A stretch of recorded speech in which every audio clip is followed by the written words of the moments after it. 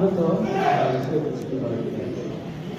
실전 행사가 준비되어 있습니다. 실전 행사가 우리 정신께서 국민연설장 나방송과 함께 수방송까지 해서 오늘의 행사를 준비하기 위해서 준비했습니다. 우리 준비해주시면 앞으로 오실까요? 정신 씨는 계시나요?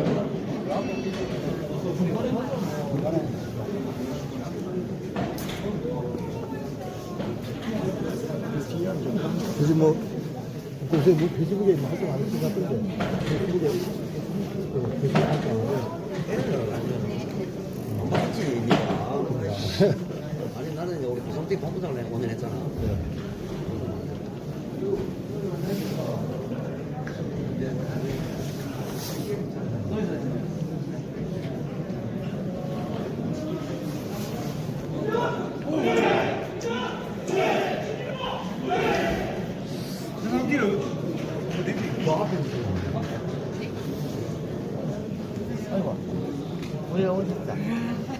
고성국 박사님의 특강이기 때문에 특별히 오늘 정치적인 색은 좀 띄지 않았으면 좋겠습니다. 박사님의 연호는 좋지만은 이 출마 예정자의 연호는 절대 참고해 주시기 바라겠습니다. 협조 좀 부탁드리겠습니다.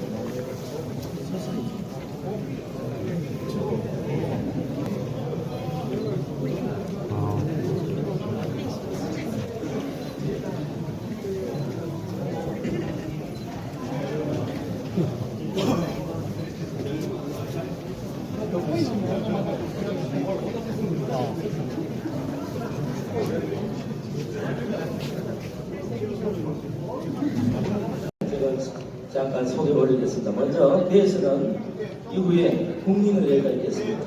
국민의회 다음에 우리 주최자인 안국 영국 주기본부장 최상필 본부장의 인사말과 축전이 이름에 하나 소개될 것 같고요. 그 다음에 바로 우리 고성국 박사님 모시고 특강을 진행하도록 하겠습니다. 행사 마무리까지 잘 결정되어 있어 오늘 방송도 많이 진행할 것 같은데요. 조금 분위기에 겹쳐 잘 해주시면 대단히 감사하겠습니다. 지금 계속해서 자리 앉아 있는데 무대 오른쪽 여기 자리 좀 채워주시면 좋을 것 같습니다. 왼쪽에는 거의 자리가 많지 않습니다. 오른쪽 여기 이쪽으로 이쪽으로 오시면 될 것 같습니다.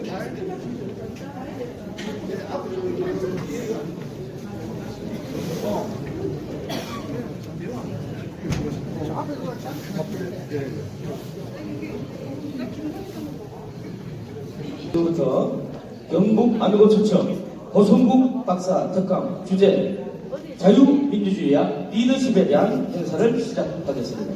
먼저 국민의례가 있겠습니다. 모두 자리를 서셔서 단상에 있는 국기를 해주시기 바랍니다. 몸이 불편하신 분들은 앉아서 예를 펴주시면 되겠습니다. 국제대회 경례.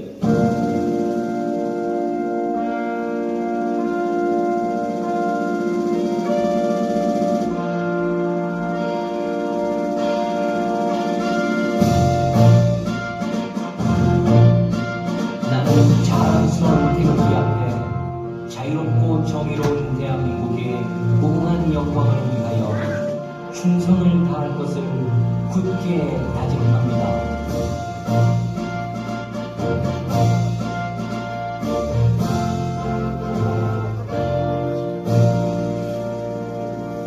바로 다음은 애국가 대처해드리겠습니다. 애국가는 반주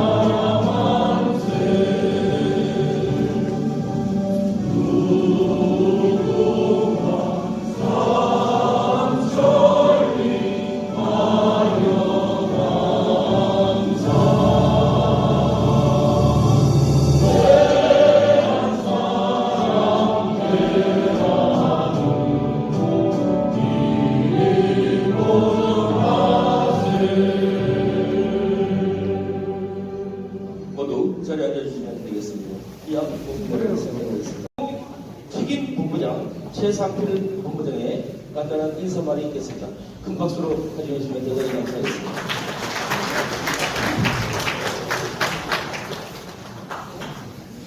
네, 안녕하십니까. 보성국 TV에 아미고 전국 본부가 70개 본부가 있습니다. 경북이 그 22개 시군인데요. 경북을 책임지고 있는 최상필 비서관입니다. 이 한파에 이렇게 참석해 주셔서 너무 감사드리고요.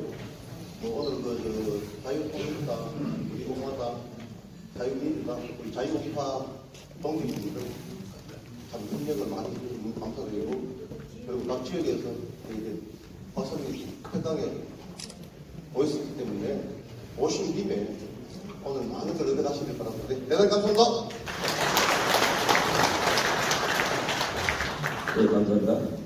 다음은 이 지역 국회의원의 축제지 있겠습니다. 잠깐 읽어드리도록 하겠습니다. 정국 박사님의 특별 강연 자유민주주의와 리더십 개최를 진심으로 축하드립니다. 오늘 강연은 지역사회가 지향해야 할 가치와 미래의 리더십을 함께 고민하는 대단히 뜻깊은 자리입니다. 특히 자유민주주의의 핵심 원리를 우리 삶과 지역 발전에 어떻게 적용할 것인지 깊이 있게 나누는 시간이 되리라 기대합니다. 비록 직접 함께하지 못해 아쉬움이 크지만 고승국 박사님의 해안과 경험이 참석하신 모든 분들께 새로운 통찰과 큰 울림을 전해드릴 것이라 믿습니다. 행사를 준비해 주신 경북 서부아미고본부 관계자 여러분께 깊이 감사드리며 오늘 강연이 구미와 경북의 미래 리더를 키우는 소중한 밑거름이 되기를 진심으로 기원합니다. 여러분 모두의 건강과 행복을 바랍니다. 감사합니다. 2025년 12월 14일 국민의힘 조직부총장 구미시을 국회의원 강명구 박수 한번 부탁드리겠습니다. 안고 초청 주제 자유민주주의와 리더십 고성국 박사님 특강을 시작하도록 하겠습니다. 박사님 모시겠습니다. 큰 박수로 해주시면 대단히 감사하겠습니다.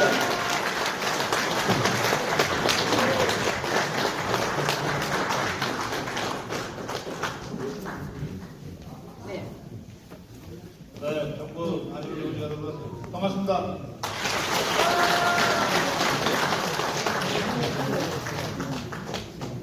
들어오면서 보니까 제 사진보다 여기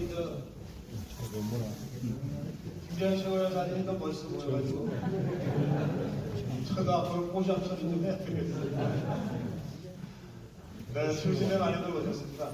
제가 오늘 자유민주주의와 리더십이라는 주제로 여러분하고 대화를 나누려고 하는데 복잡하게 불차는 얘기하실 것 전혀 없고 1945년에 우리가 해방됐을 때 대한민국은 이쪽으로 갈 수도 있고 저쪽으로 갈 수도 있고 그러니까 자유민주주의 체제로 갈 수도 있었고 인민민주주의 공산주의로 갈 수도 있었습니다.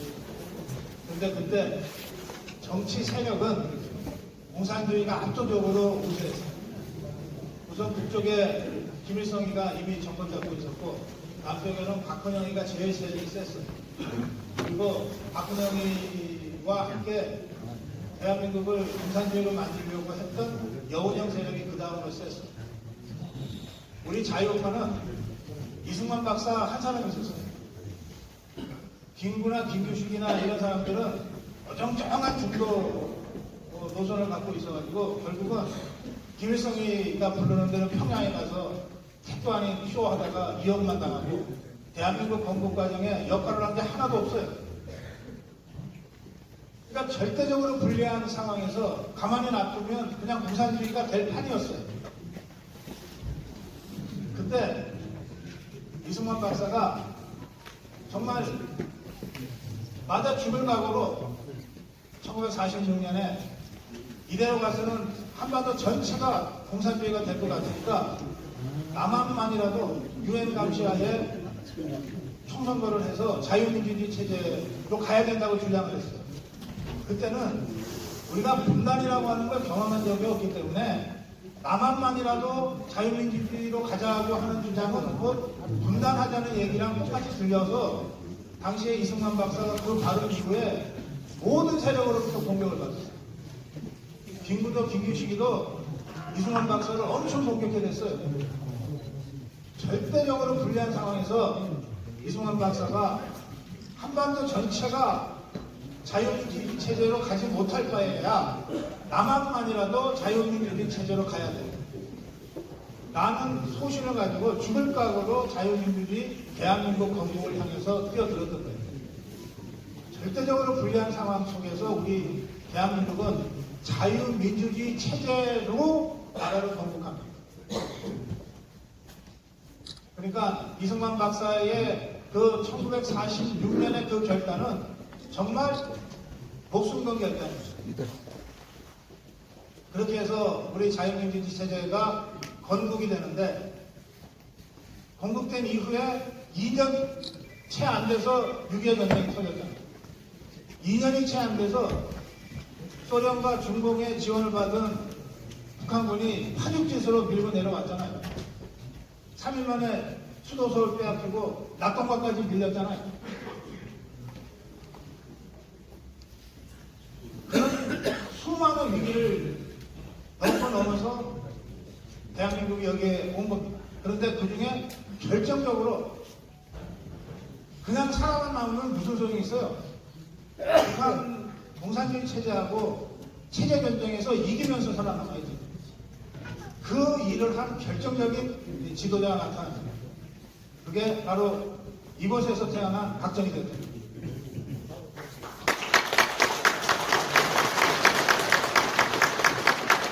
박정희 대통령이 1961년에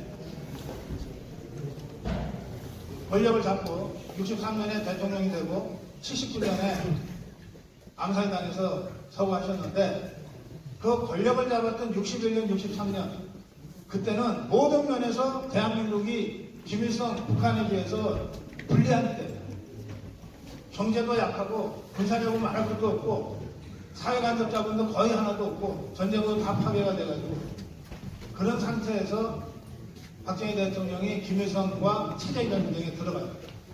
그래서 10년 만에 북한을 이깁니다. 1970년대 초에 들어서서 경제적으로도 북한을 앞서고 군사적으로도 북한을 앞서고 모든 사회간섭 자본 시설에 있어서도 북한을 앞서는 그런 이 체제 전쟁의 승리가 10년 만에 와요. 그 10년 동안에 박정희 대통령이 했던 일이 바로 근대화 혁명이고, 그리고 새마을 운동이고, 무서 경부고속도로 건설이고, 포항제철 건설이고, 그런 일들이에요. 한일 국교 정상하고 이런 일들이거든요. 그런 일들을 통해서 박정희 대통령이 김일성을 뽑습니다. 그때 우리가 역전시킨 다음에 지금까지 한 번도 우리가 역전당하지 않고 그 차이를 계속 벌여서 지금은 대한민국의 국력이 북한보다 70배, 80배 이상 큰 차이로 그 차이를 벌이게 됐어요. 물론 그 사이에 김대중이라는 자가 정권 탈취하고 노무현이가, 문재인이가, 그리고 지금 이재명이가 정권을 탈취하면서 체제 위기가 없었던 건 아니지만 우리 자유파 국민들이 어쨌든 극복해냈어요. 지금 우리가 이 대한민국 권력 탈취당한 지 6개월인데 그 6개월 만에 다시 우리는 일어섰고, 그리고 권력 탈취한 저것들은 그 권력을 함부로 남용하고 쓰다가 스스로 지금 무너지고 있는 상황입니다. 그래서 저는 이 대한민국 체제전쟁에서의 최종적 궁극적 승리는 우리 자유파한테 있다, 그렇게 확신합니다.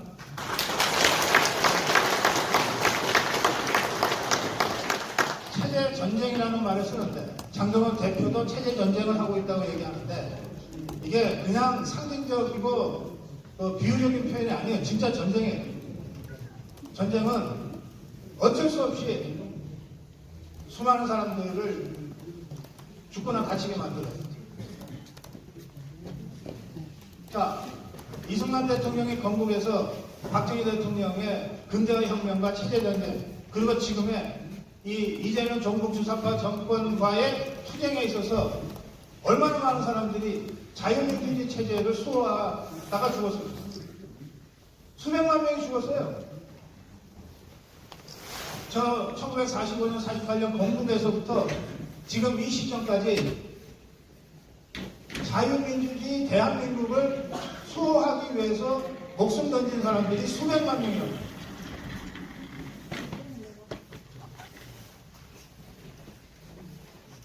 어쩔 수 없어요. 그런데 여러분, 어쩔 수 없는 일이긴 하나, 기왕이면 덜 죽고, 기왕이면 덜 다치고, 기왕이면 덜 감옥 가면서 체제전쟁에서 이기는 게 좋잖아요. 그래서 지도자의 존재가 좋다.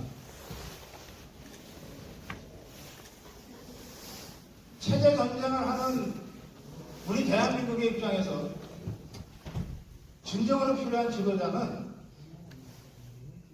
자기를 따르는 국민이 죽을 것 같으면 지가 먼저 몸을 던져서 죽은 그런 지도자여야 된다고 저는 생각해요. 그냥 앞에 서서 말이나 하고 막상 전쟁이 벌어지면 어디 가든지 찾을 수도 없는 그런 나약한 지도자들로서는 체제전쟁에서 이길 수가 없어요. 지금 우리 대한민국이 필요로 하는 지도자는 국민에 앞서서 스스로 몸을 던질 수 있는 그런 지도자들. 이순신 장군이 임진왜란이라는 그 절체절명의 국가적 위기 속에서 일본 해군과 23번 싸워서 23번 다 이겼는데 그 23번 전투에서 단 한 번도 뒤에서 전쟁한 적이 없어요. 맨 앞에서 싸웠어요. 백상엽 장군이 칠곡 가부동에서 북한군 3개사단을 나서서 지켜냈을 때 백상엽 장군이 저 북방에 있는 사령부에서 명령만 하고 있었습니까? 최전선에 총알이 빗발치는 그 맨 앞에 서서 부하들과 함께 싸웠죠. 그러니까 다들 우리 사단장이 저러는데 우리 장군이 저러는데 하고 목숨 걸고 다 싸웠던 거 아니에요. 지금 우리 자유파가 딱 그런 상황에 지금 우리가 진정으로 갈구하고 보고 싶어하는 지도자는 우리 자유파 국민들이 감옥에 가기 전에 지가 먼저 감옥 가고 우리 자유파 국민들이 죽기 전에 지가 먼저 죽겠다고 나서는 그런 지도자 아닙니까? 민주주의는 특히 자유민주주의는 피를 먹고 뜬다고 얘기하는데 그 피가 국민의 피 이전에 자유민주주의 체제를 수호하기 위해서 나선 정치 지도자들의 피여야 된다고 저는 생각하는 거예요.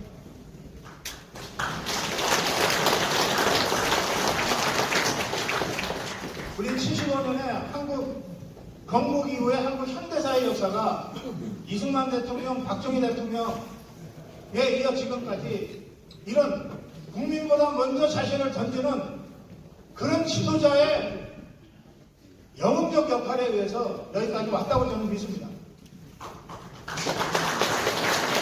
우리가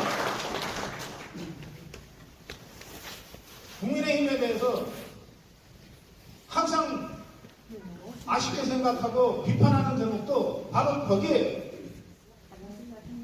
열심히 싸우다 지는 거야 어쩔 수 없지만 국민들이 싸우는데 코끼리도 안 보이고 지 일신이 아니라 생각하고 그런 자들이 배지 달고 있고 당 지도부 하고 있으니까 우리가 비판하는 것 아닙니까? 최근 들어서 장동혁 체제 출범 후에 국민의힘이 조금 바뀐 것 같아요.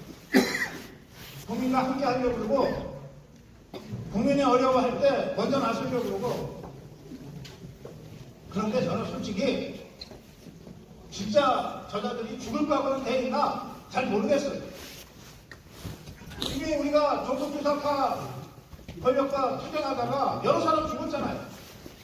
탄핵전이 투쟁 과정에서도 군신 한 분도 계시고 저 세 마리 사냥개 같은 특검의 강압적 수사에 저항하다가 결국은 스스로 목숨을 끊은 정의천 위원장 같은 분도 계시잖아요.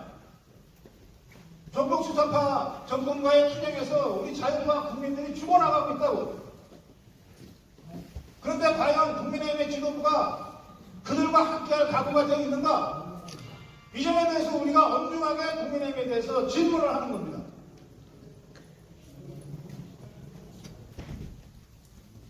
오늘 이제 감히 자유민주주의와 리더십이라고 하는 것의 핵심은 그거예요.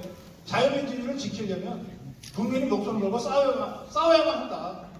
싸우지 않으면 누구도 자유민주주의를 지켜주지 않는다. 그런데 국민보다 먼저, 국민보다 앞서서 스스로 몸을 던질 이승만 대통령, 박정희 대통령 같은 지도자가 있느냐 없느냐가 결정적으로 중요하다 이 말이에요. 그리고 바로 그 질문을 제가 국민의힘에게 엄중하게 계속해서 질문하고 있는 겁니다. 당신들은 과연 국민보다 먼저 일어나고 국민보다 먼저 몸을 던질 각오가 되어 있는가? 그렇다면 우리 자유권 국민들이 국민의힘을 믿고 따르겠다.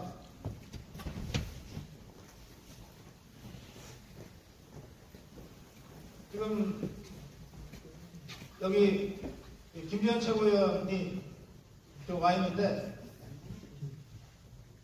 각오가 돼 있으면 제가 올라오라고 할 거고 각오가 돼 있지 않다 그러면 괜히 올라와서 욕만 먹고 갈 거니까 그냥 객석에 앉아 있으라고 할 건데 각오가 있어요? 예, 있으면 올라오세요.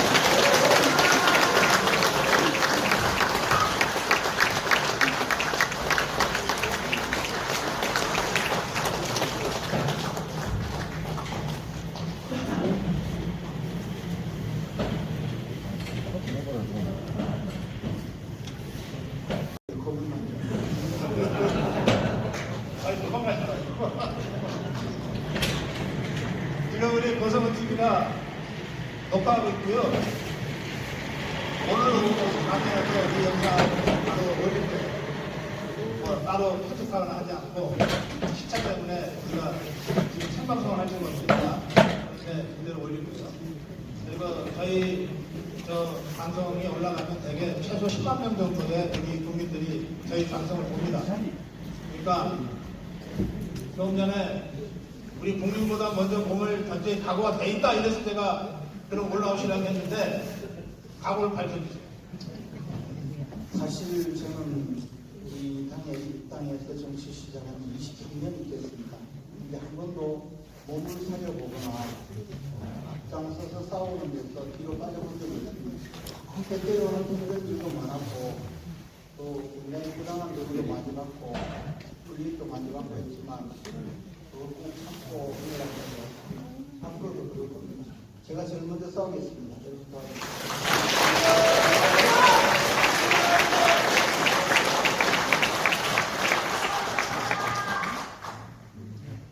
농담처럼 올라오면서 그래도 겁은 난다고 그랬는데 사실 겁이 안 나면 사람이 아니에요.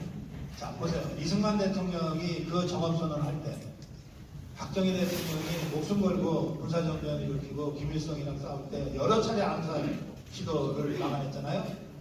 박정희 대통령도 사람이기 때문에 이승만 대통령도 사람이니까 겁이 났을 거예요. 겁이 나지만 그걸 이깁니다. 그래서 저는 김재현 최고위원도 맞아 겁이 난다고 하는 건 나 사람이라고 하는 선언. 그런데 그 법을 넘어서서 우리 자유파가 원한다면 몸을 던지겠다. 이렇게 답변하신 거라고 저는 생각하고 그 점에서 여러분 한 번 더 박수.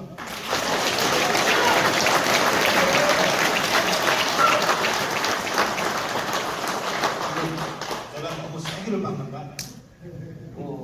하여튼 저 까막서 앞에까지도 가보고 때때로는 정말 농대가를 죽으려고 아이고. 높은도 준비해놓고 하기도 했습니다. 박근혜 대통령 탄핵 이후에 사실은 저도 많은 고통을 겪었는데 지나고 보면 그때도 그것도 내 인생인데 너무 불편하게 생각하지 않았는가 싶습니다. 앞으로 또 그런 일이 오겠지만 이제 좀 더 용기 있게 맞설 각오가 되어 있습니다. 박근혜 대통령 때 우리 김재현 최고위원이 청와대 정무수석으로 일하고 굉장히 중요한 역할을 보이게 또는 보이지 않게 했어요. 원래 수석은 지가 앞에 수석다 붙어도 그냥 대통령 비서이기 때문에 비서는 말이 없다고 그래요. 그래서 사실은 그 긴박한 박근혜 대통령 탄핵 국면에서 김대원 당시 정무수석 비서관이 했던 일에 그래서 10분의 1도 지금 알려져 있지 않아요. 본인이 우선 입을 다물고 있기 때문에. 자, 그런데 어쩌다가 우리가 똑같은 실패를 그것도 더 황당하게 두 번째 당한 그러니까 사실 그렇게 생각하면 우리는 가지 않을 일을 두 번이나 글쎄요. 근데 이제 박근혜 대통령께서 탄핵을 당하는 일은 어떻게 생각하면 도둑처럼 명이 다가왔어요.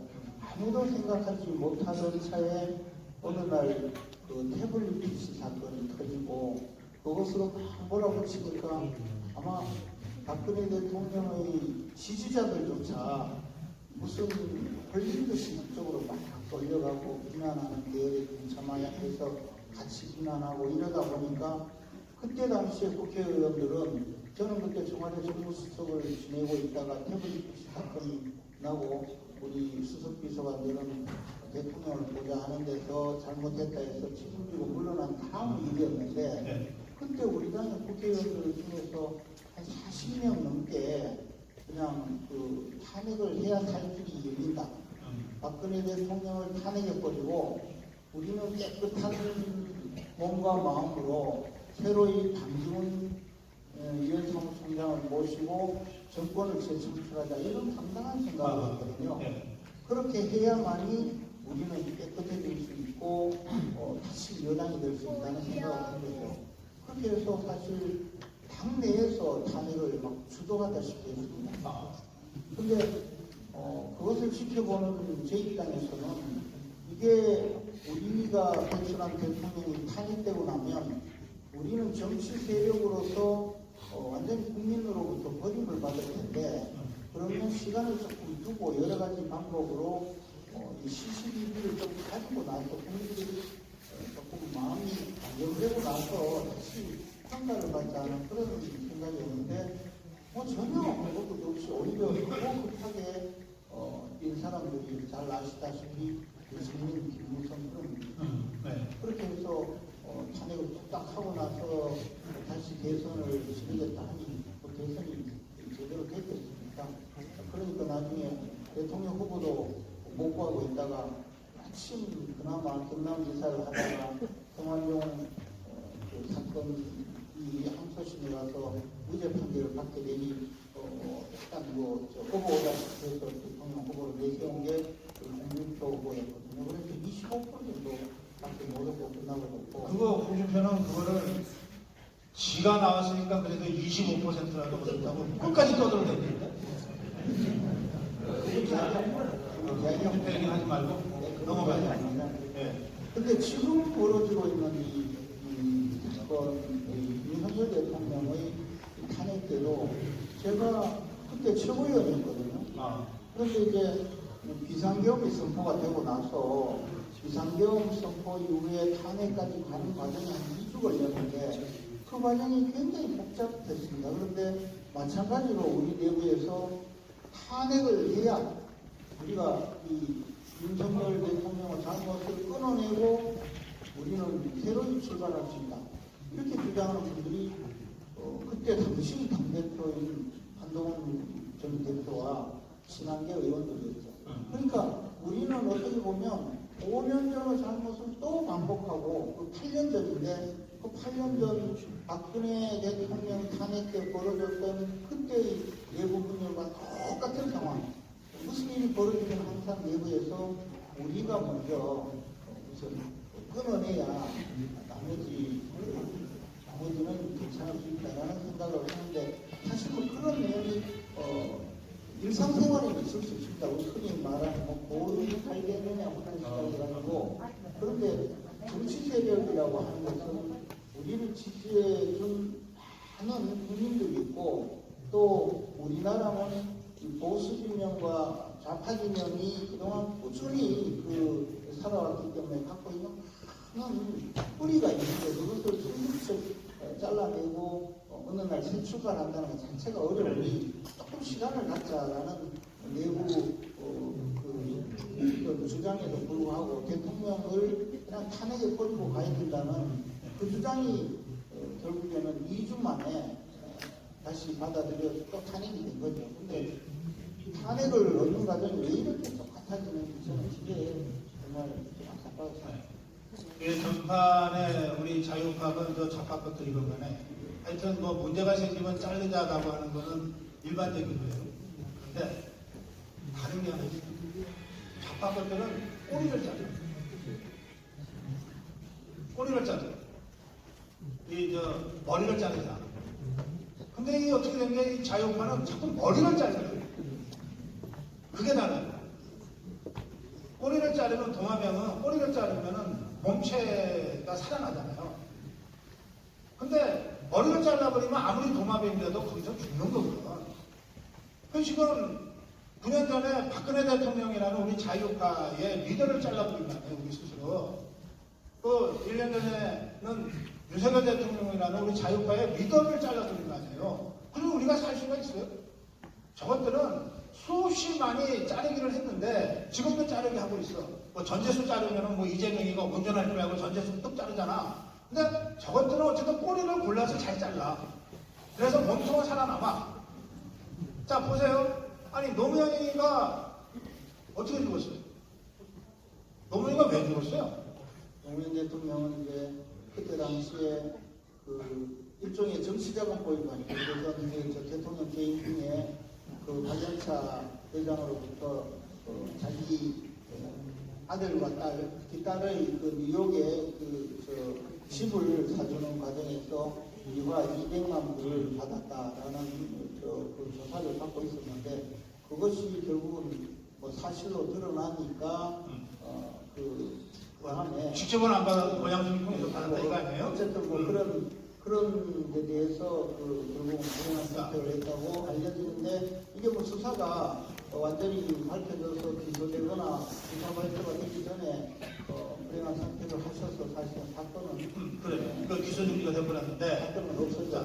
그 사건 자체는 이게 대통령으로서는 쪽팔리는 정치자금법이나 뇌물 사건입니다. 그래서 스스로 죽었는데 지금 그 노무현은 어떻게 되죠? 아니 저 봉화마을에 서울시가 돼요. 그런데 박근혜 대통령은 저 좌파 것들이 수많은 가짜뉴스하고 괴담을 퍼뜨렸지만 단 하나도 사실이 아니다 라고 다 밝혀졌는데 그런데도 우리 자유파 진영에서는 박근혜 이름을 얘기하면 안 되는 것처럼 그렇지만 우리가 우리 손으로 탄핵도 시키고 우리 손으로 책방도 시키고 온갖 또 수모를 줬지만 선거 때는 어떻게 합니까? 우리 지난 선거 때요 김문수 후보 당선시키기 위해서 저는 비서실장으로서 그 박근혜 전 대통령께서 어떻게라도 좀 도와줬으면 하는 마음으로 그렇게 해서 우리 당의 당 원내대표하고 찾아갔지 않습니까? 그래서 박근혜 대통령이 결국에 서문시장으로 나가오고 울산에 와서 또 울산 그리고 진짜 진주까지 불경을 다 또 한 바퀴 돌아주고 그걸 우리가 또 얼마나 갈구합니까?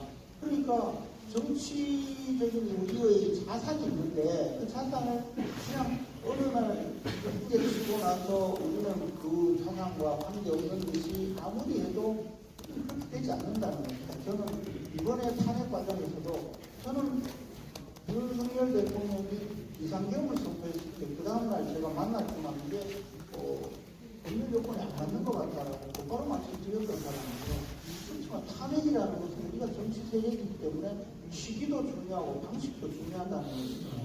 제가 지금 이야기하는 것이 우리는 정치 세력으로서 최소한의 국민들이 우리를 뽑아준 데 대해서 보답도 해야 되고 또 기대도 충족을 시켜야 되고 그래야 미래가 있는 것이고 이 나라가 일당 독재국가로 가지 않도록 건강하고 강력한 야당이 되기 위해서라도 필요하기 때문에 말씀드리는 건데 그런데 박근혜 전 대통령을 보면 그때 당시에는 뭐 마녀 사냥하듯이 그 TV만 틀면 주사를 얼굴에 꽂고 온통 난리를 쳤지 않습니까? 심지어는요 비아그라 가지고 뭐 청와대에서 도대체 비아그라를 가지고 뭐 했냐고 그런 질문도 저도 받았거든요.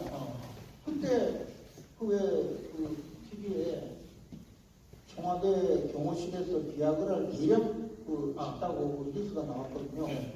그래서 저도 그 사실을 알고 있었어요. 왜냐하면 그때 대통령 주치의가 대통령께서 그 남미에 페루, 칠레 이런 데 가면 고산지대에 수천 미터 넘어가기 때문에 경호원들이 조금이라도 몸에 이상이 생기면 안 되거든요. 그렇지. 그러면 네. 고산에 가면 비아그라를 먹습니다. 그래서 공급받은 것을 그걸 가지고 청와대에서 무슨 큰 파티나 한 것처럼 그렇게 막 보도를 해도 우리 국민들이 다 그거 보고 정말 미쳤다고 공격했지 않습니까? 그러나 세월이 지나고 나니까 하나씩 밝혀지니까 지금 대통령, 박근혜 대통령께서 좀 나서주기를 그 당에서 직접 찾아가서 부탁을 강조가 되었지만 네. 그러나 명예회복을 위해서 우리가 또 딱히 하는 것도 별로 없지 않습니까? 우리는 정치적 자산, 정치적 레거시를 소중히 하는 보수 진영이 돼야 된다는 것입니다. 그래. 그 최근에, 그러니까 아까 우리 얘기 중에 나왔지만, 9년 전에 박근혜 대통령을 배신한 자들, 또 1년 전에 윤석열 대통령을 배신한 자들, 또 최근까지도 윤석열 대통령이 폭정을 했다. 뭐 이딴 식으로 해서 정말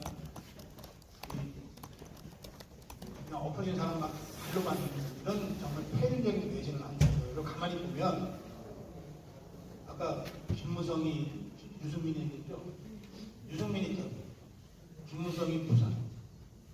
그 다음에 최근에 무슨 폭정 어쩌고 한 거 주호영이 등, 윤한홍이 경남, 권영진이 등. 그렇잖아요. 다행히 경북 사람 같은데. 그런데 우리 일반 이제 자유파 국민들은 그냥 대구 경북을 한 몸뚱이라고 보고 보수의 심장 그러잖아요. 그래서 제가 지난주에 대구 와서 특강하면서 내가 진짜 소리쳤어요. 여러분들 보수의 심장 맞냐? 보수의 심장이라는 데가 어떻게 배신자들만 누굴 되냐? 여기 지금 경북 구민인데 구미에도 배신자들이 있어요. 경북은 조금 대구 배신자들보다 조금 교활해서 그런지 잘 안 나타내는데 배신들 하더라고요. 제가 이름을 쫙 불러줄 수 있는데 뭐 거기까지는 안 하겠습니다. 자, 질문. 왜 이렇게 배신자들이 드신 거예요? 대구 경북에서. 우리끼리 정말 그냥 이야기 할 때 네. 하여튼 그 비슷한 이야기 할 때는 있습니다. 네. 그런데 우리는 늘 또 같이 생활하고 정치활동하고 네. 그런 분이니까 제가 대놓고 뭐 배신자라고 할 수가 없어서 이 어려운 질문을 하긴. 거두어주시기나 최고위원이니까 조혜영이도 봐야 되고 윤한홍이도 봐야 되고 권영진이도 봐야 되고 근데 여기서 저하고 얘기하면서 지 마음에 있는 소리 다 해놓고 난 다음에 참 그렇겠다. 그죠? 그렇지만 속이 어떤지는 아시겠죠? 근데 저는 이제 우리 윤석열 대통령이 그래도 지금은 뭐 감옥 속에 있지만 또 굉장히 각광받고 박수받고 또 잘 소위 우리 시체말로 잘 나갈 때가 있었지 않습니까? 그때 같이 잘 나갔던 분이 그때는 좀 이야기하지 않고 지금 와서 그때 쌍욕을 많이 했다 이런 이야기 할 때 저는 뭐 그런 거는 별로 이렇게 좋게 보이지 않았습니다. 근데 저는 윤 대통령이 저한테는 욕을 한 번도 안 했어요. 근데 그 이유가 제가 생각하니까 그분들은 해준 게 많고 그분들은 먹은 게 많으니까 뭐 욕도 하고 이래도 꼼짝 못했겠지만 저는 사실 붕어빵 하나 얻어먹은 게 없어서 저한테는 욕을 못했던 것 같아요. 굉장히 저 좋게 이야기 많이 했어요. 그래서 뭐 그냥 제가 오히려 좀 이상한데요. 이런 이야기 많이 해요. 여기 우리 김재현 최고위원이 지금 현직 최고위원이에요.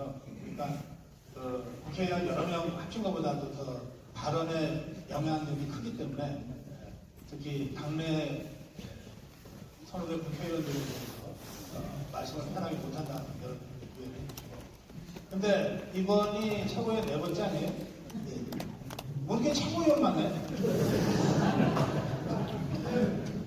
제가 참 좀 부끄럽기도 하고 어떻게 보면 선거에 좀 자꾸 심판을 받으러 나가게 됐는데요. 우리 당이 그러니까 박근혜 대통령 탄핵 이후에 우리가 이제 야당의 길을 겪으면서 정상적인 지도 체제를 잘 마련하지 못했습니다. 그러니까 박근혜 대통령이 탄핵되고 나서 새로운 지도 체제로 제대로 들어온 잠시 동안의 홍준표 대표 시절이었거든요.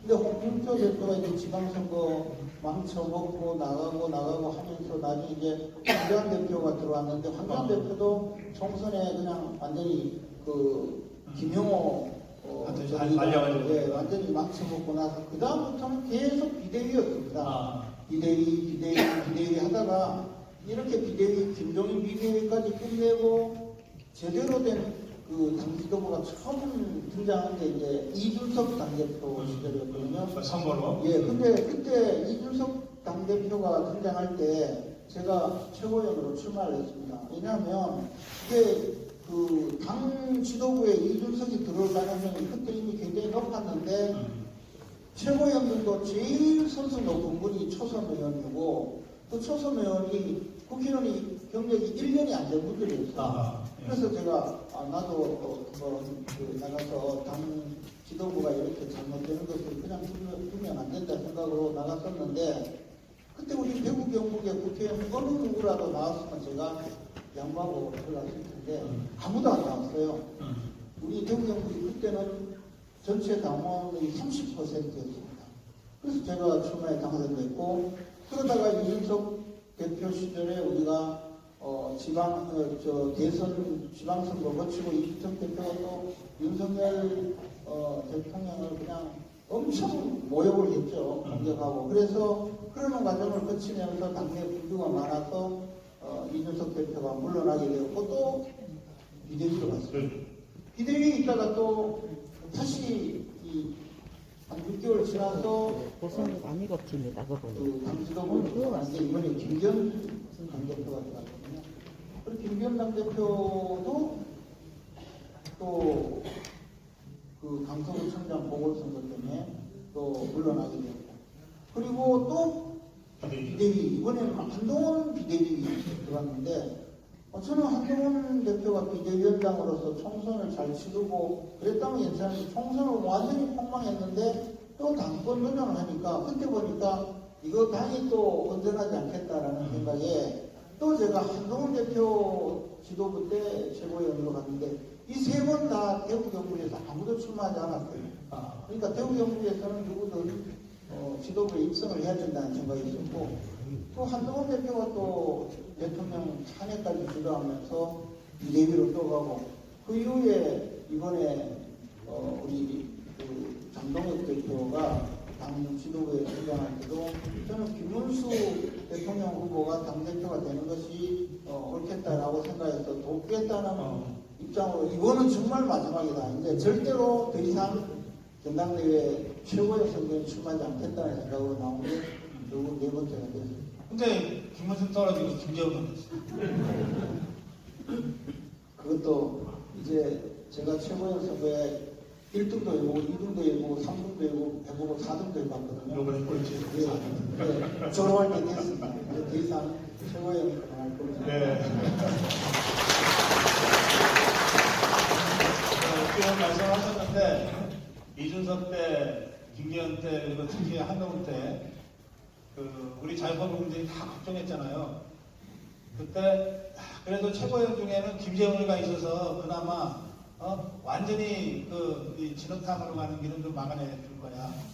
뭔가 워낙 정치 경험도 일천하고 뭘 잘 모르는 것들이 당대표하고 최고위원 하니까 그래도 김재훈 같은 전략적이 최고위원에 들어가 있으니까 하고 다소 좀 위안도 받고 위로도 서로 하고 그랬던 기억이 나요.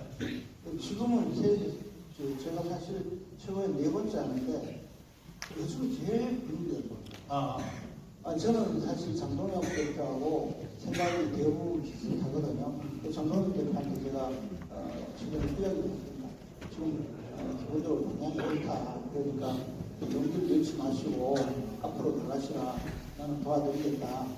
그런 말씀을 드렸는데 이번에 약간 그 계엄 사과하는 부분에 대해서 저는 계엄에 대해서 우리가 사과한다고 무슨 달라지는 것도 없고 우리가 지금 사과한다는 것이 오히려 민주당의 페이스에 말려드니까 지금 사과할 때가 아니다. 그런 입장이었는데 장동훈 대표는 거기 한 발 더 나가서 계엄 자체에 대해서 또 말씀하시면서 약간 좀 논란이 된 것뿐 저는 기본적으로 같이 가고 있습니다. 그래서 아까 제가 국민보다 먼저 몸을 던질 각오, 국민보다 먼저 죽을 각오가 돼 있으면 올라가고 겁도 없이 올라갔잖아. 그러니까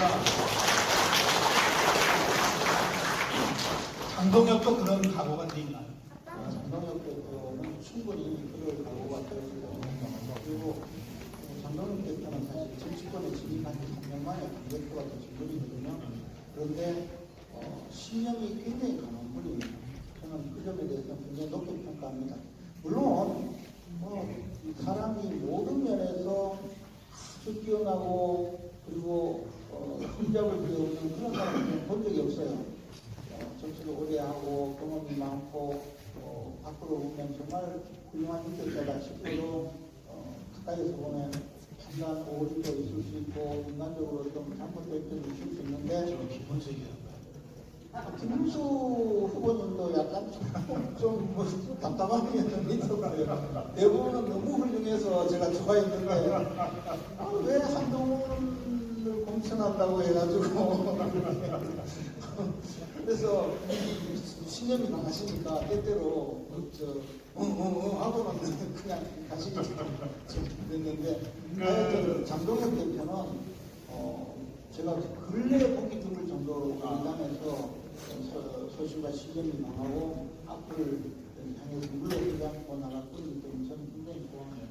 워낙 정치 경험이 많고 또 여러 선거를 치러봤고 그래서 김문수 후보 대선 캠프에서도 아주 핵심적인 역할을 했지만 전당대회 때 김문수, 장동혁 이렇게 붙었을 때도 김문수 후보를 당대표를 만들기 위해서 진짜 고생했는데 근데 잠깐 얘기하다 말았어요. 하여튼 그런 대목이 좀 있었는데 너무 막 힘들어하고 안타까웠어요. 그리고 지금은 이제 장동혁 체제의 최고위원으로 중요한 역할을 하고 계신데 일단 매일 만나는 사이일 테니까 장동혁 대표도 우리 국민보다 먼저 죽을 각오가 돼 있다 이렇게 말씀하신 거 아니에요? 그러면 장동혁 대표를 위해서 박수 한번 쳐주세요.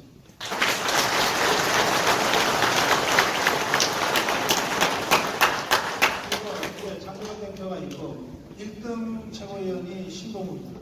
또 신동훈 그 사람은 죽을 각오가 돼 있어요. 궁금하네. 제가 가서 물어보겠습니다. 근데 우리 당에 지금 최고위원들은 누구든 앞장서서 싸울 각오로 일하고 있다고 생각합니다. 네. 때때로 생각이 조금 달라서 좀 그런 부분이 있지만 그래도 남자 자식들의 사람들 김민수는 죽을 각오가 돼 있는 것 같아요. 조금 대책 없이 죽을 각오. 다시 한번 강조합니다. 자유민주주의를 지키려면 여러분들이 피를 흘릴 각오를 하셔야 돼요. 그런데 제가 우리 정치권, 정치 지도자들한테 요구하는 건 뭐냐면 우리 국민들 피를 흘릴 각오가 다 되어 있어요. 저 눈들을 보세요. 보는 사람 한 명도 없죠. 피를 흘릴 각오가 돼 있어. 이미 다 보여줬어. 지난 1년간, 또 지난 8년간. 그런데 국민이 피를 흘리기 전에 먼저 피를 흘리는 게 정치 지도자들. 제가 그 점을 오늘 내내 강조합니다. 그래서 저도 한 번씩 인용하는 그 방송 중에서 양의 무리를 늑대 한 마리가 용맹한 늑대 한 마리가 양의 무리를 이끌고 있고 양 한 마리가 용맹한 늑대의 무리를 이끌고 있는 이 두 무리가 서로 싸움에 들어갔을 때 누가 이기겠냐? 누가 이기겠냐? 누가 이길 것 같아요? 자, 늑대 한 마리가 이끄는 양의 무리, 양 한 마리가 이끄는 늑대 무리 싸움. 양의 무리가 이겨요? 양의 무리가 이겨요. 그래서 이제 그 이야기가 워낙에 많이 알려졌지만 어떻게 이기느냐는 거죠. 근데 그걸 제가 실제로 그 이야기를 하는 사람한테 물어보니까 양의 무리와 늑대의 무리를 이끌고 있는 두 두머리가 양쪽에서 대치하다가 앞장선 늑대 한 마리가 양의 무리를 이끌고 있는 늑대 한 마리가 늑대를 이끌고 있는 양의 무리에게 즉각 달려들어서 목을 물어버리는 저쪽 대장을 목을 물어버리고. 네. 예. 목을 물어버리면 그 늑대들이 자기의 대장이 물린 걸 보고 그 뒤도 돌아보지 않고 그 뒤에 늑대가 있는지 양이 있는지 모르고 아하. 도망을 간다는 거죠. 그렇지 않겠습니까? 우리가 이쪽 전력을 다 보여주고 이쪽 전력을 다 보여주고 싸우는 게 아니고 대장들이 나와서 확 달려들어서 순식간에 결판을 낸다는 거죠. 그러면 아니 장성영이랑 이재명이랑 그냥 한판 실험하면 끝나겠네. 그래서 지금 근데 사실 이재명은 워낙에 천하무적이하면 그래서 지금은 우리가 뭐 싸움의 문제가 아니라 사실 우리는 전열을 준비하고 우리가 지금 무너져 있는 내부의 힘을 비축하고 앞으로 나가기 위해서 지금 최소한의 그 싸움에서라도 이기는 그런 단계여야 되는데 아직은 돌이켜보면 우리 내부가 전열이 정리되지 않았습니다. 그러다 보니까 여러 분란이 일어나도 당대표가 좀 그 앞장서서 전열 정비를 위해서 여러 가지 노력을 하고 있는 단계거든요. 저는 그렇기 때문에 우리 김동연 대표가 물론 뭐 모든 것이 다 맞다, 틀리다 이런 걸 평가하기 전에 대표를 위해서 박수도 치고 가능하면 대표를 도와주고 당대표가 잘 싸운다라고 우리가 함께 가줘야 우리가 비로소 민주당 정청래 주위에가 있는 민주당 그리고 이재명이 인정사정 가리지 않고 지금 야당을 창합하려는 상황을 그래도 버티고 있습니다. 우리 김재현 최고위원 말씀 들으면서 갑자기 여러분들이 다 양을 그냥 법 없이도 산 아주 착한 양들로 보이는데 이 양들을 이끌고 한 마리 늑대가 되겠다 이거죠.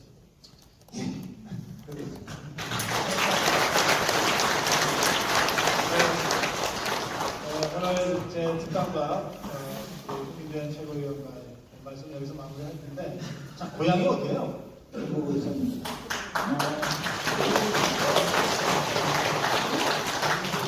아니 고향이 의성이라고 그러는데 박수 치는 분은? 왜요? 의성에서 제가 지금 경북도청 안동에서 이철호 지사랑 대담을 하고서 내려오는 길이거든요. 그러니까 의성 지나니까 바로 구미대요. 여기 가깝더라고 북쪽에. 자, 이 의성 출신이고 이 경북 지역에서 그동안 쭉 정치를 해왔어요. 잠깐씩 뭐 대구도 조금 들여다보긴 했던 것 같은데 실제로 정치는 경북에서 계속했죠. 그래서 지금 당의 최고위원으로 활동하면서도 늘 고향인 경북에 대해서 저하고 개인적으로 얘기할 때는 아주 애틋한 마음을 여러 차례 표현한 적도 있습니다. 이 경북의 또 중심 박정희 대통령이 태어난 이 구미에서 우리 안효동 군과 함께 이런 자리를 하게 되니까 이 경북 출신 지도자로서의 어떤 각오 한 말씀 여러분과 함께 나눴으면 좋겠습니다. 우선 고향 말씀하셨으니까요.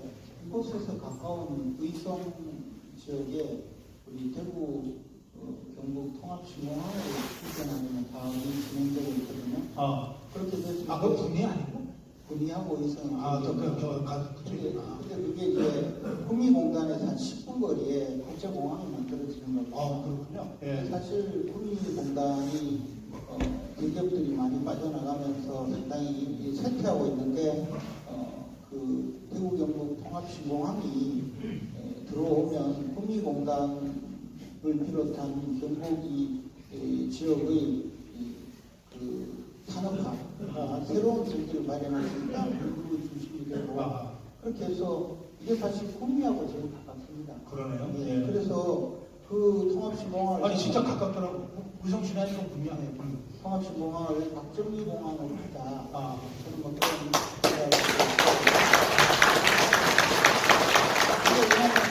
생각을 했고. 미국 가면 뭐 존 F 케네디 공항이. 샤를 드골 공항 뭐 그렇게 돼 있잖아요. 그런데 우리는 무슨 저 지방을 이름을 붙이거든요. 그러나 역사적으로 가장 이곳에 마련하는 이 공항이라면 지금 이름을 지을 때 박정희 공항으로 짓는 것이 필요한데 이것을 사실 그동안에 대구 정부의 정치인들이 이 공항을 이전하고 신설하게 했다고 엄청 떠들었는데 2030년에 비행기가 나르도록 됐다는 거군요. 네. 근데 내년도 예산이 0원이에요. 글쎄, 그거 잘안될 것 같다고 그런 말씀을 많이 했어요. 그래서 그러면 이게 도대체 어떻게 됐느냐에 대해서 저는 그 대구 K2 공항이 군이 이전하게 시작할 때 정무수석으로서 그 결정이 참여했거든요. 그래서 그 과정에서 대구 경북의 정치인들이 이 잘못을 많이 했다고 생각하고 최근 들어서 이것은 이제 거의 좌초기까지 갔는데 무슨 결자 해지 차원에서 적어도 저 공항이 잘못되면 우리 의성사는 죽어요. 땅이 묶여있고 해결도 안 되고 또 무슨 계약금도 못 받고 허술 등기까지 다 넘겨준 것처럼 정부는 또 대구를 떼줬거든요. 그렇지. 네. 이것을 해결하지 못하는 정치인들이라면 우리 대구 경북의 모든 도민들로부터는 의심을 당해야 된다는 겁니다. 아니, 유승민 때부터 홍준표까지 대구 정치인들은 전부 지가 공항 이전 뭐 했다고 떠들어댔어요. 지금도 또 그러고 있어요. 2030년 되면 종이 비행기도 못 날라요. 그래서 저는 제가 이 외에도 우리가 많습니다. 뭐 대구 경북을 행정 통합을 한다고 사실상 시민들 도민들한테 반사기 이 공간을 한 것입니다. 그래서 저는 이제는 제대로 된 사람이 대구 경북의 지도자가 되어야 된다. 이게 지방정치 문제가 아니다는 겁니다. 예. 그리고 보수의 신당이 이렇게 허약하게 허덕이면서 가다가는 우리나라 보수주의 전체가 무너질 거라고 생각을 하고 저 스스로 보수의 신당 대구 경북의 중심이 되어보고자 하는 생각이 있습니다.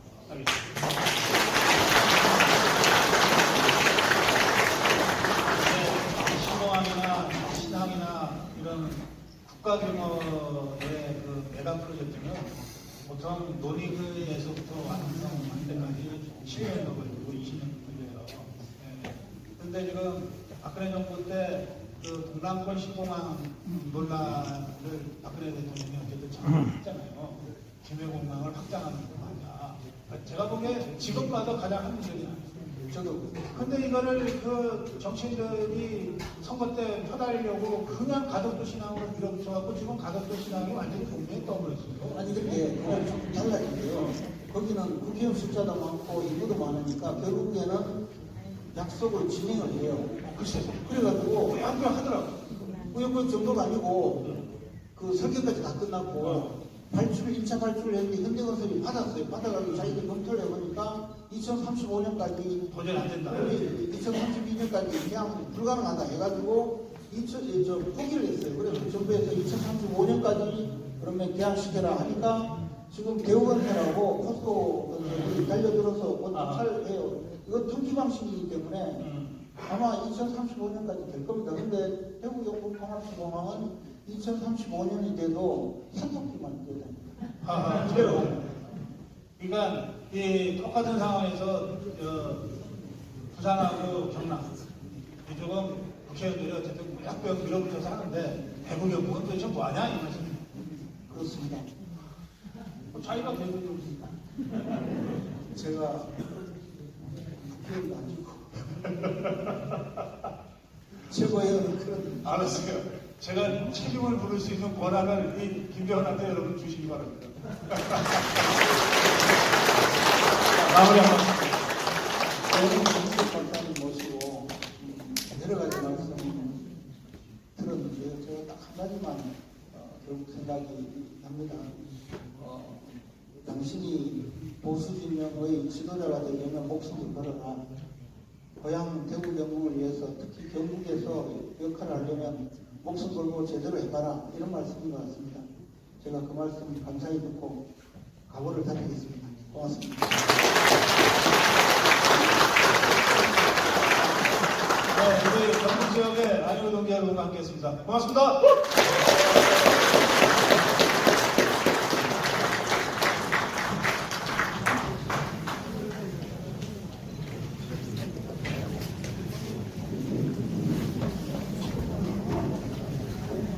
자, 잠시만 아직까지 끝나지 않았습니다. 앉아서 우리 제가 포토 사진을 좀 앞에서 찍어서 이렇게 앞에서 기자님들 앞에서 찍으면 오늘 참여자가 자세히 4분이 준비를 했는데 서서 계시는 분들 굉장히 많으시거든요. 많이 참여하셨는데 잠깐 앉으시고 앞에서 촬영 좀 할 수 있는 시간 돌아가도록 만들어 볼 겁니다.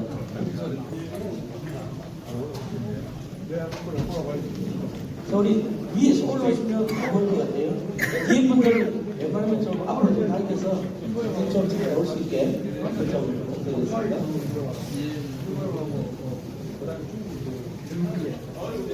여기 앞에서 조금 찍어주실래요? 올라오셔서 찍겠습니다. 자, 준비되셨나요? 자, 좀 근엄한 표정으로 먼저 부탁하겠습니다. 근엄한 표정. 자, 그러면 화이팅 할 텐데요. 보성국 화이팅 하겠습니다. 자, 보성국 화이팅!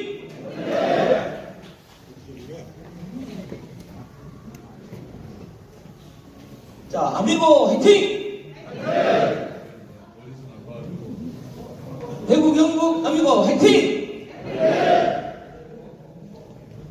마지막으로 구호해도 되나요? 예, 그럼. 자, 김재원 화이팅! 화이팅! 예, 내려주십시오. 감사합니다. 이것으로서 오늘 행사를 마치겠습니다. 대단히 감사합니다. 그리고 우리 전시관 1층에 새마을 북카페라고 있습니다. 거기에 조호연 대표가 우리 박사님 팬이랍니다. 그래서 거기 가시면 오늘 커피를 10% 정도 할인해서 드린다고 하니까 우리 동지들 좀 많이 즐기시길 부탁드리겠습니다.